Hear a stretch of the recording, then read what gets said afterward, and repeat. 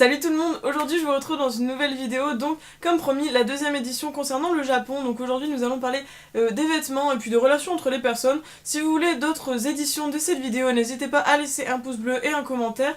Moi ça me fait toujours plaisir de vous partager un peu tout ce que je sais, et puis je sais pas, je trouve que c'est sympa de pas faire seulement des vidéos de beauté.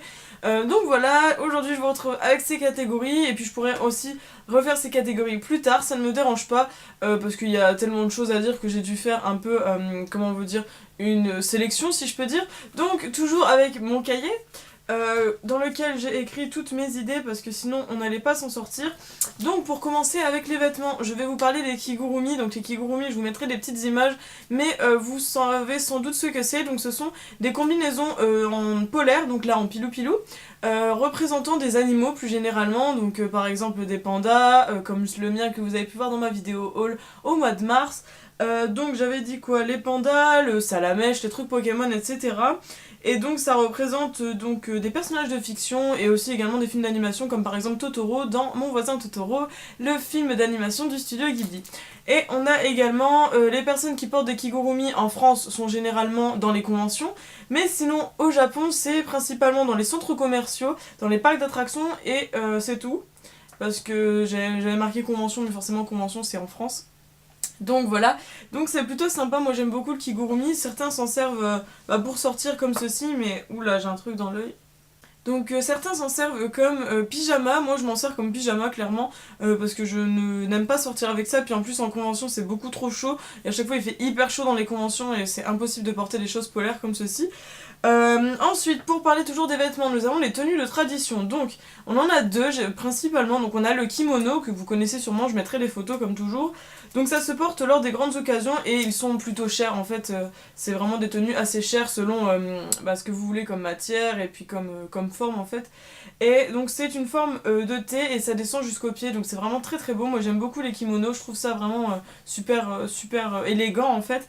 Et ensuite on a également les yukata, donc c'est un vêtement d'été pour les festivals ou les fêtes folkloriques, je vais y arriver. Donc le yukata c'est super beau aussi, bon ça se porte beaucoup moins, ça se porte pas comme le kimono quoi, ce sont vraiment deux vêtements différents avec des significations différentes, donc ce sont deux vêtements à part entière. Ensuite nous avons l'influence française, alors les magazines Elle et Vogue, Vlog n'importe quoi, montre beaucoup de vêtements luxueux et les filles admirent parce que les photos elles sont très jolies, etc. Et donc ces deux magazines sont principalement la source d'influence au Japon parce que comme vous pouvez le savoir ou peut-être pas, en fait le Japon adore la France comme la France adore le Japon, en fait c'est assez réciproque. Donc du coup les japonaises s'inspirent beaucoup de la mode française.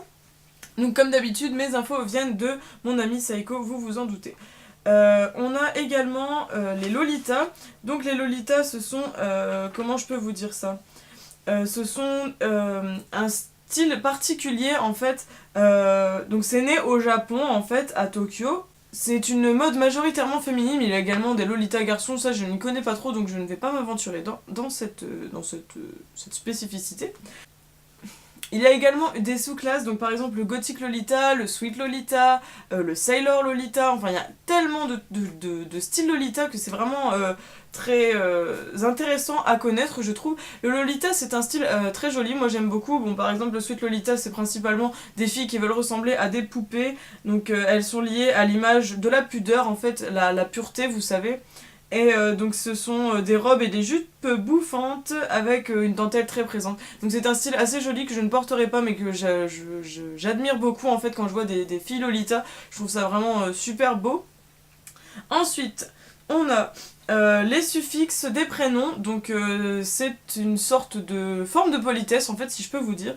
Donc on a le suffixe sama, si par exemple je dis mon nom de famille Sama, c'est un mot de politesse quand on est dans les lieux publics, donc par exemple à l'hôtel, à l'hôpital, dans un restaurant, etc. C'est toujours le nom de famille Sama, voilà, donc ça c'est le seul qui s'utilise avec un nom de famille.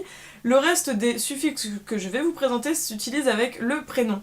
Donc par exemple si j'utilise San, donc c'est le plus populaire, comme par exemple Solène San, c'est utilisé entre les hommes et les femmes, les personnes qui sont plus âgées et les plus jeunes, et c'est quand on se connaît un petit peu, donc par exemple entre collègues, enfin vous savez quand c'est des gens vraiment que vous ne connaissez mais pas plus que ça.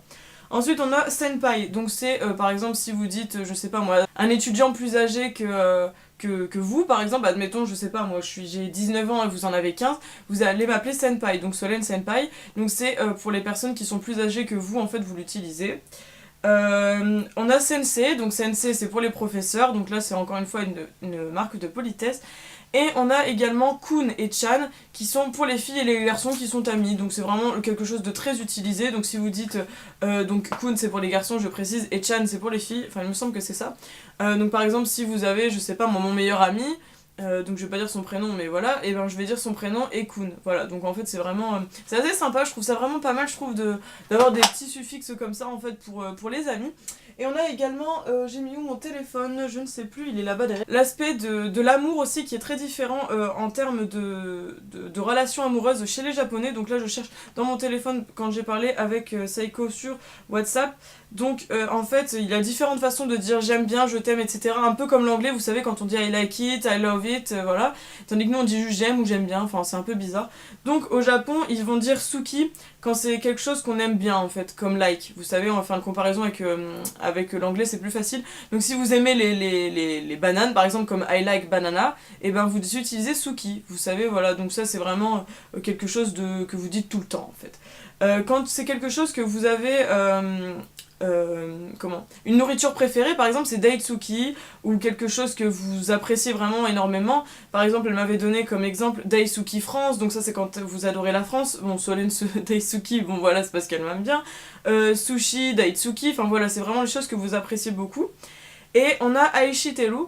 Donc Aishiteru, c'est censé être je t'aime pour la vie en fait, mais elle m'a dit que ils le disent pas dans la réalité, parce qu'elle l'entend juste dans les livres, dans les comment on appelle ça, dans les pubs et les films, et également dans les musiques, mais c'est trop lourd à dire en fait. Ils ont vraiment un rapport à l'amour qui est assez particulier au Japon, et donc du coup ils disent pas Aishiteru, comme nous on se dit un peu je t'aime un peu à tout va, je trouve, enfin ça dépend, on a tous des significations plus ou moins différentes. Moi je sais que je porte assez d'importance aux mots que je dis, mais par exemple là comme vous voyez c'est vraiment très dur à dire, et c'est très très rare apparemment. Si elle dit qu'on le dit pas en vrai, c'est que ça doit presque pas se dire.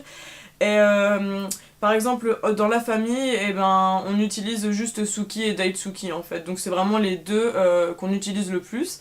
Et puis voilà, bah c'est tout en fait pour ces explications. Donc pas beaucoup de choses aujourd'hui, mais je me suis dit que c'était un peu mieux aussi de pas faire des vidéos toujours longues et tout, enfin après on peut peut-être vite se lasser.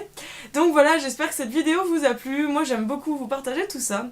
Donc je vous retrouve très bientôt, donc sûrement la semaine prochaine comme d'habitude. Je vous fais plein de bisous, n'hésitez pas à liker ma page Facebook, à me rejoindre sur Instagram ou sur Snapchat.